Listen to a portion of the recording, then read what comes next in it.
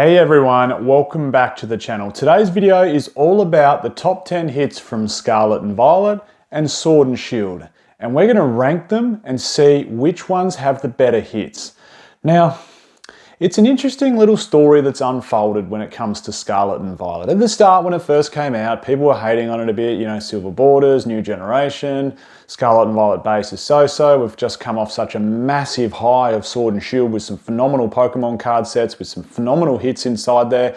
And even Paldea Evolved when it first came out. Like, Magikarp was $23 raw when Paldea Evolved first came out. And the top hits was, Iono in there, and even those started to tank quickly, and everyone was like, Paldea's not that great, and then Obsidian Flames came out, and pull rates were really easy, and, Charizard became like a $40 hit, the main card, and everyone was like, Scarlet and Violet isn't that great. And look, the tables have been completely turned. Scarlet and Violet now is getting so much love. People are loving the illustration rares. They're loving special illustration rares. The hits are really starting to take off. We're seeing some phenomenal high-priced hits inside Scarlet and Violet era. But the big question is, are the top 10 hits from Scarlet and Violet better than the top 10 hits from Sword and Shield? And finally, at the end of this video, what impact will that have on the era as a whole? Now, interestingly, Scarlet and Violet is stronger so far, it seems, than Sword and Shield, particularly in the first 4 or 5 sets. It didn't seem that way at the start, but when we compare the two base sets, I think there's a clear winner. When we compare Rebel Clash to Paldea Evolved, there's a clear winner. When we compare Darkness Ablaze to Obsidian Flames, there's a clear winner. When we compare to Champion's Path to 151, there's a clear winner. And look, the list goes on.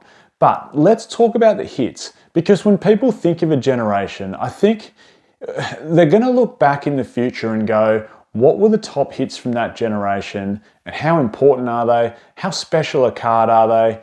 What value do they hold? And ultimately, how good is that era as an investment as a whole? So let's jump into it. We're going to start from number 10 and work our way up to number 1. So these are the top 10 hits from both eras compared side by side. The number 10 hit from Sword and Shield era is Lugia V, and the number 10 hit from Scarlet and Violet is Paldean Fates Charizard. The big question is, which is the better card out of these two? And we're going to go a little bit of a scoring system. Sword and Shield versus Scarlet and Violet. And look,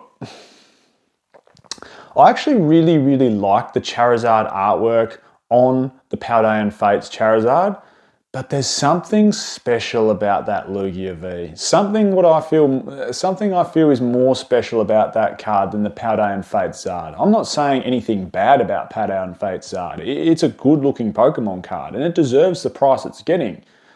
But there's something more special about that Lugia. For me, if I compare these two side by side, I'm giving the first point to Sword and Shield with Lugia V. The next one, number 9 top hit, Sword and Shield vs Scarlet and Violet. Sylveon VMAX from Evo Skies versus Latias SIR from Surging Sparks. I love a lot of the evolutions, but I'm not a massive fan of this Sylveon card. Other people might absolutely, especially if Sylveon is your favorite Pokemon, you're going to absolutely love it. But for me, I like what they did in Surging Sparks. I liked the combination of the Latios and Latias and how they, formed one picture together.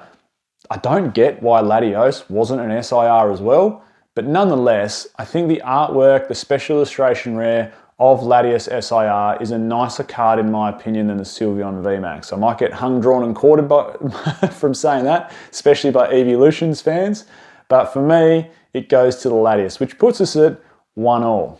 Number 8 in the list from Sword and Shield was Glaceon VMAX from Evolving Skies and Magikarp from Paldea Evolved. I don't think this is a question. And arguably, I think the Glaceon in my eyes is probably the worst evolution art out of Evolving Skies. And again, keep notice of how many Evolving Skies cards are on here. Absolutely crazy.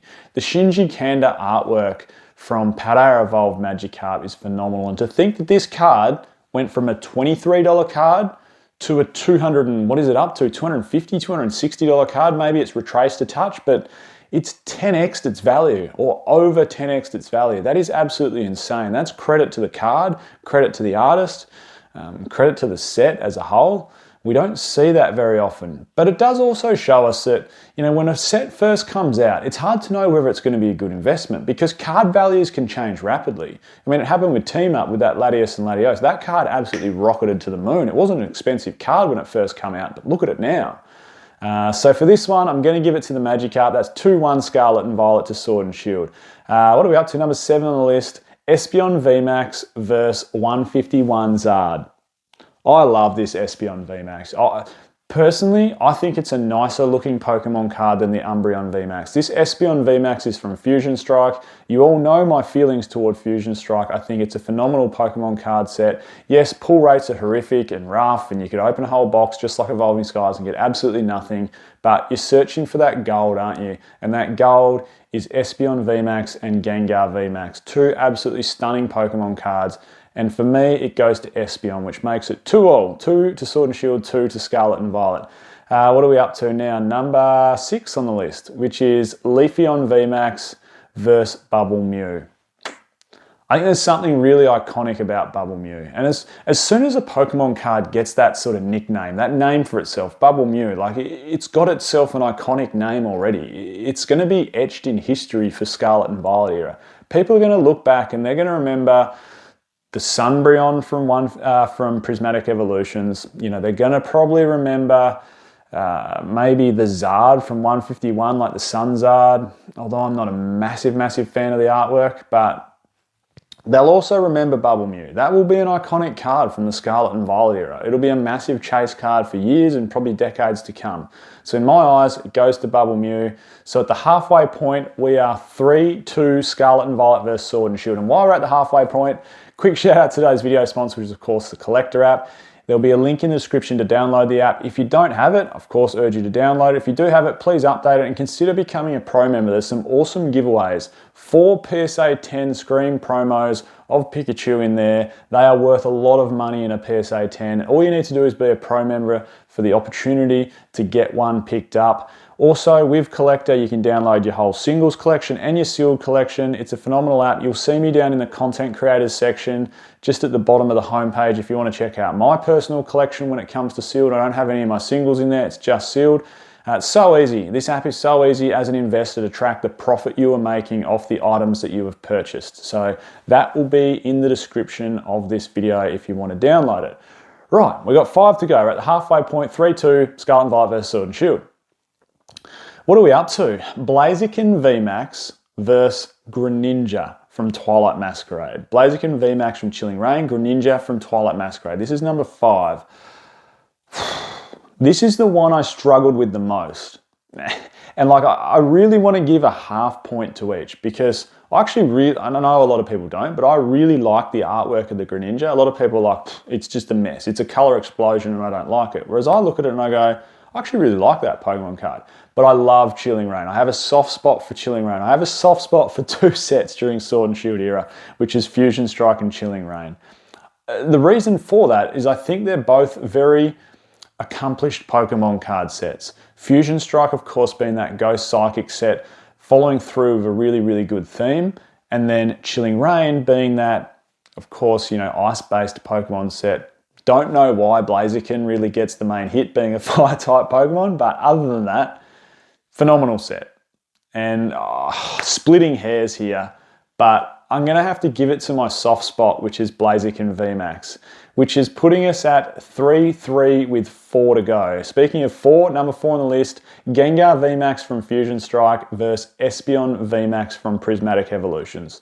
No question here, it goes to Gengar. That Pokemon card will again go down in history as one of the top 5 from the whole Sword and Shield era. It is a phenomenal looking Pokemon card, very different, the artistry and the work they put in behind it. There's always something new you can pick up from looking at that card, and I think it deserves all the accolades and particularly the price point it gets, making it 4-3 Sword and Shield versus Scarlet and Violet. Top 3. Number 3 on our list is Giratina V Alt Art from, of course, Lost Origin versus Pikachu SIR from Surging Sparks. I think the crowd speaks for this one, and I almost don't need an opinion on it. I have an opinion, but the crowd will speak for this. I think if you were to poll 1,000 people, what's the better, more iconic, special Pokemon card? And most people are going to say the Giratina V. Again, a phenomenal artwork from Shinji Kanda. The Pikachu SIR, I don't dislike the card. I think it could have been different and better. I think we could have had a better Pikachu SIR. I love the new rainbow borders. They're phenomenal, but that's got nothing to do with the artwork on the card. The Giratina is just special. That's a properly good-looking special Pokemon card, and for that reason, we go to 5-3, Sword and Shield versus Scarlet and Violet with 2 to go. Rayquaza from Evolving Skies and Sylveon from Prismatic Evolutions. Prismatic Evolutions is getting a lot of love in the top 5 here. Again, I don't think there's a question here. Another special Pokemon card in Rayquaza. And I'm going to finish off these last 2 really, really quickly. Because number 1 on the list is Umbreon VMAX versus Umbreon SIR from Prismatic Evolutions. So Evo Sky versus Prismatic Evolutions. And again, the crowd will speak there. I actually really like the Sunbreon from Prismatic Evolutions. I think they've done really well with 2 of the evolutions in my eyes, which is the Umbreon and the Espeon. The rest I feel are a bit of a mismatch. There's too much going on in the artwork for me and nothing really gels. But the Umbreon VMAX from Evolving Skies, I mean, come on. That card has its own place. That card has a higher market cap, and I've done videos on this. It has a higher market cap in total volume of sales than in PSA 10 than what a first edition base set Charizard has. It is a phenomenal Pokemon card. It is what people say the modern Zard, and for that reason, we end up going 7-3, Sword and Shield to Scarlet and Violet. Now, all you guys and girls watching at home, you've probably got different opinions to mine, and that's perfectly fine. Singles, what do they say? Beauty is in the eye of the beholder. So in that case, it certainly is. For my eyes, though, I do still think, look, it's an interesting one, and I said I'd finish this video off with, what does all this mean? Particularly because we're an investment channel, so what does it mean as an investor? I prefer the artwork of the top 10 hits of Sword and Shield than what I do Scarlet and Violet. And that's not taking anything away from Scarlet and Violet. Scarlet and Violet has really hit its strides, and it's proving itself to be a phenomenal Pokemon card era. But when you actually break it down to the top 10 hits, you still look at Sword and Shield and go, wow.